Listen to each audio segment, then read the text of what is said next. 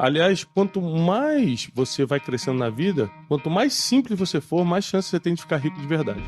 As pessoas adoram gastar o que seria do futuro no presente. Outra coisa também é que você nunca vai conquistar aquilo que não conseguiu imaginar primeiro. Uhum. Então, a grande dificuldade de quem não conquista é porque não imagina. Inscreva-se no canal para não perder os próximos vídeos, e já deixe seu like. Quem tem dinheiro não se impressiona com o que você tem. Pega a chave. Então, quando você se esforça muito para comprar um negócio que não é do teu nível ainda, você pode até impressionar um ou dois que estão abaixo de você, mas quem tá acima sabe que você tá se enrolando. E já não compra contigo, já não faz negócio contigo. Aliás, quanto mais você vai crescendo na vida, quanto mais simples você for, mais chance você tem de ficar rico de verdade. Porque na construção da riqueza, você precisa dizer muito não, abrir mão de muita coisa para não gastar o que está ganhando. Porque o que está ganhando é para ser investido, para multiplicar rápido, e não para você viver melhor agora. Às vezes você tem que viver 5 anos um pouco mais apertado para ter 50 vivendo muito bem. As pessoas adoram gastar o que seria do futuro no presente. Então, por exemplo, eu podia ter um carro 3 vezes mais caro que eu tenho, no mínimo. Quando eu digo poder ter, não é financeiro, eu podia comprar à vista o carro 3 vezes mais caro que eu tenho. Mas, cara, primeira coisa, eu nem sou apaixonado por carro. Tô muito bem no meu carro que é novo. Ninguém nem me vê de carro, porque na maioria dos lugares eu vou com gente me levando. O que eu vou fazer um negócio desse? Pra agradar os outros? Vou gastar meu dinheiro pra mostrar que eu tô vencendo? Eu já sei que eu tô vencendo, cumprindo meu propósito, não preciso mostrar pra ninguém. Então, se você tiver a vida emocional em ordem, dificilmente você vai jogar o teu dinheiro fora. Você vai comprar só o que precisa, e só quando você prosperar de verdade você começa a comprar o que quer. Criança quer comprar o que quer, adulto compra o que precisa. Eu sempre falo o seguinte: escolha um vício antes que o vício te escolha. Quando o vício te escolhe, geralmente é destrutivo e muito caro. Quando você escolhe o vício, porque todo ser humano precisa dessa válvula de escape, você escolhe algo que você pode pagar e que é saudável. Então tem gente que vai para um esporte, tem gente que vai pro... Eu gosto de colecionar certas coisas assim raras assim, né? Porque a gente não consegue vencer na vida hoje, no mundo louco, do jeito que tá, sem inteligência emocional. Sem você ter domínio próprio, sem você ser empático, se colocar no lugar dos outros. Então, nem todo mundo foi chamado para ser o número 1. A gente tem que lembrar que grandes homens que mudaram o mundo eram o número 2. José, por exemplo, no Egito não era o número 1. O número 1 era o faraó. Mas quem mudou a história do Egito, quem saciou a fome do mundo na época foi José. Então você não precisa ser o número 1 para mudar a história de ninguém. Você pode mudar da posição que você está. Poder todo mundo pode. É que nem todo mundo vai ter as atitudes necessárias para atrair a prosperidade. Por exemplo, o orgulho expulsa a prosperidade. A altivez, a insensatez, que é o contrário da sabedoria. Uma pessoa que só toma decisão errada, que só fala alto, que age por emoção, por impulso, insensato. Essas pessoas expulsam a prosperidade da vida dela. Quando você vê uma pessoa próspera, inclusive financeiramente, porque prosperidade não é ter dinheiro, é ter tudo que você precisa para cumprir o teu propósito na Terra, inclusive ter dinheiro, e cada um vai ter o dinheiro que precisa para cumprir o seu propósito. Então tem gente que com 5 mil reais por mês consegue cumprir o seu propósito, mas tem gente que precisa de 5 milhões por mês para cumprir o seu propósito. Uma pessoa que trabalha com educação, por exemplo, ela precisa de muito dinheiro por mês para investir, para fazer a educação acontecer, pressão de materiais, de aulas, etc. Então, nós temos que entender que, até espiritualmente falando, Deus não dá dinheiro para uma pessoa, ele patrocina projetos. Então o tamanho do seu projeto vai determinar o que entra no seu bolso. É o tamanho do seu projeto. Então eu acredito que todo mundo pode prosperar, mas muita gente tem atitudes que expulsam a prosperidade. Pessoas imaturas não conseguem prosperar. Pessoas rancorosas, que não conseguem perdoar, que estão sempre desejando mal para os outros, estão sempre angustiadas, não conseguem prosperar. Então existem características espirituais, naturais, ou seja, emocionais e naturais, que fazem uma pessoa prosperar.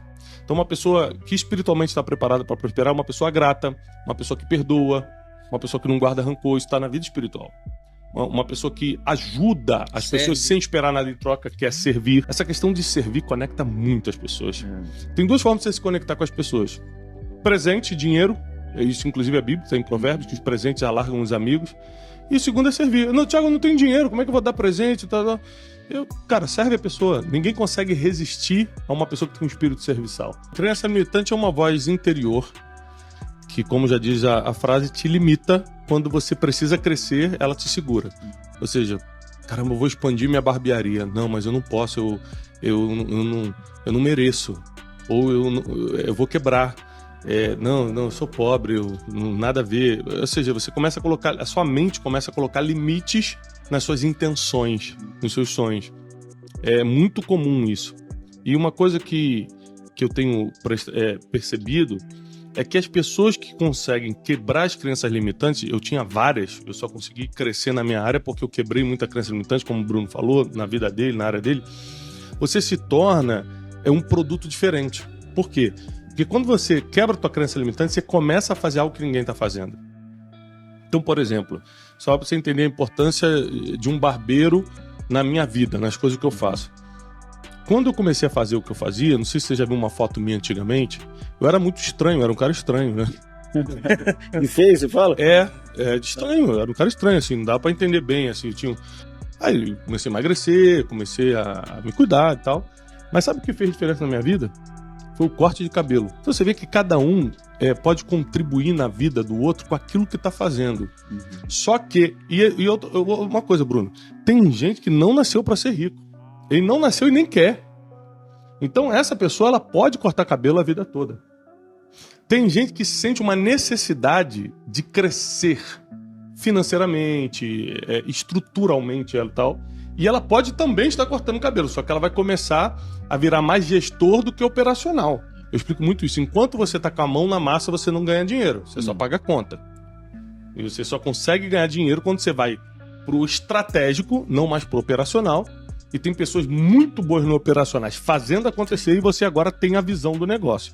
E por que você tem a visão do negócio? Porque você já foi operacional. É muito difícil você ser estratégico sem ter sido operacional. Então nós precisamos entender isso. Mas que nem todo mundo foi chamado para a mesma coisa. Tem gente que nunca vai querer ser gestor por causa de temperamento, visão. E a gente não pode desfazer dessas pessoas. Então nós temos que respeitar a decisão de cada um e treinar quem quer. Aí que tá.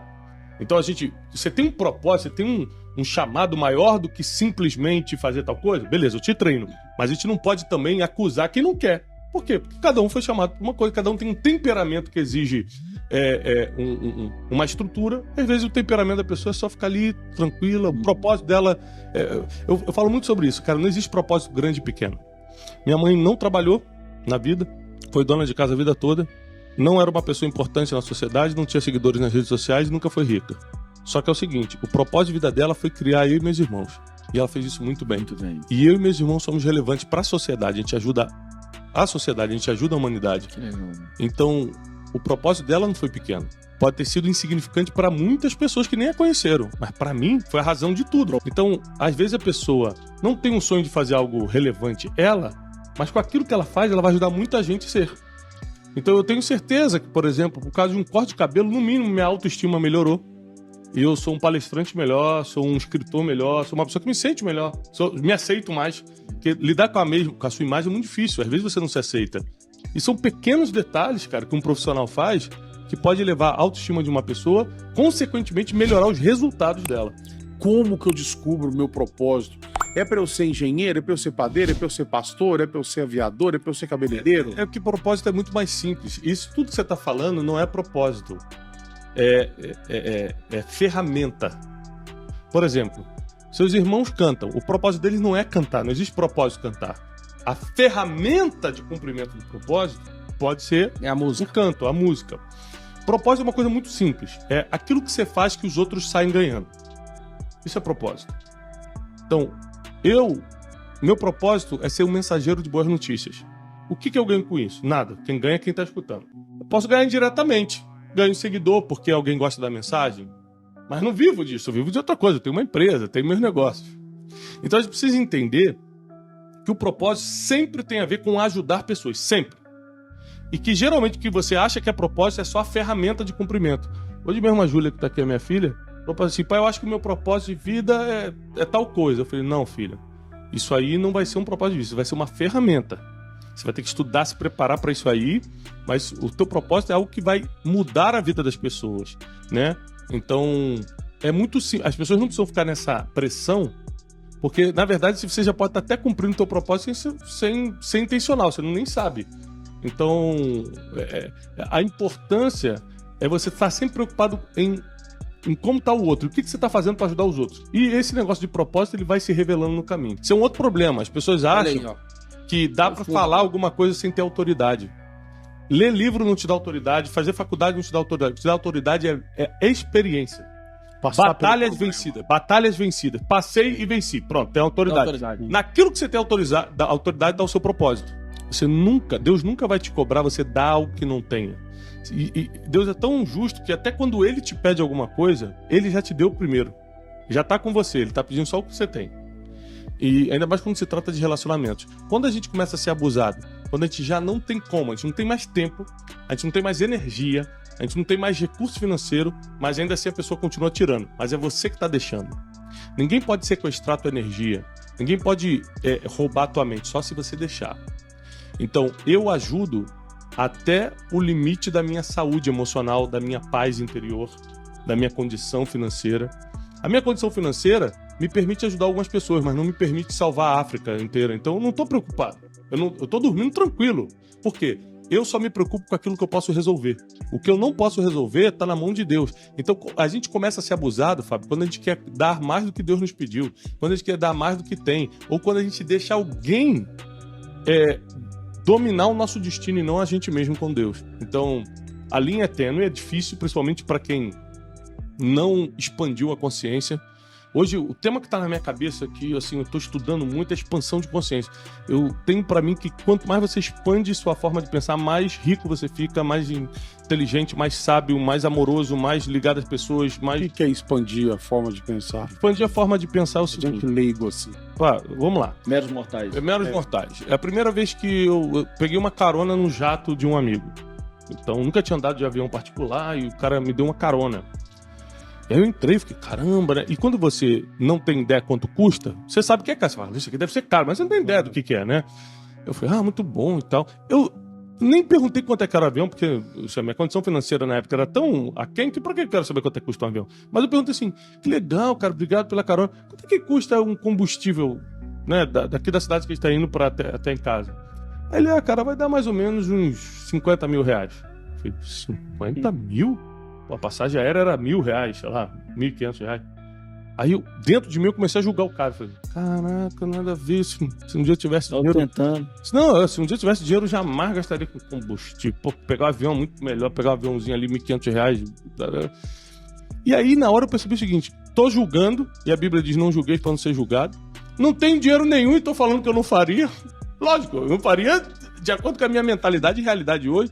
Aí, em vez de continuar criticando, eu resolvi tomar uma decisão. Eu perguntei pra ele, porque pessoas inteligentes fazem perguntas.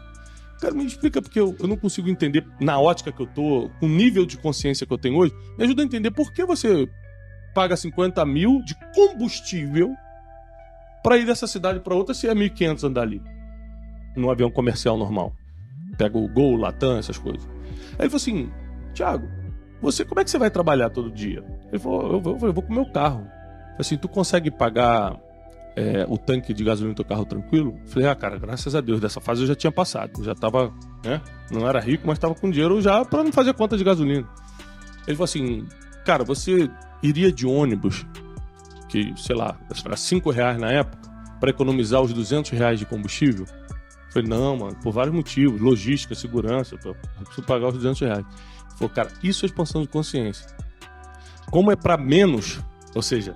O seu limite é R$200. Como é pra menos, você entendeu quando eu falei do ônibus. É verdade, jamais andaria de ônibus por causa do carro. Eu prefiro pagar os R$200. Mas quando é pra mais, você não consegue entender.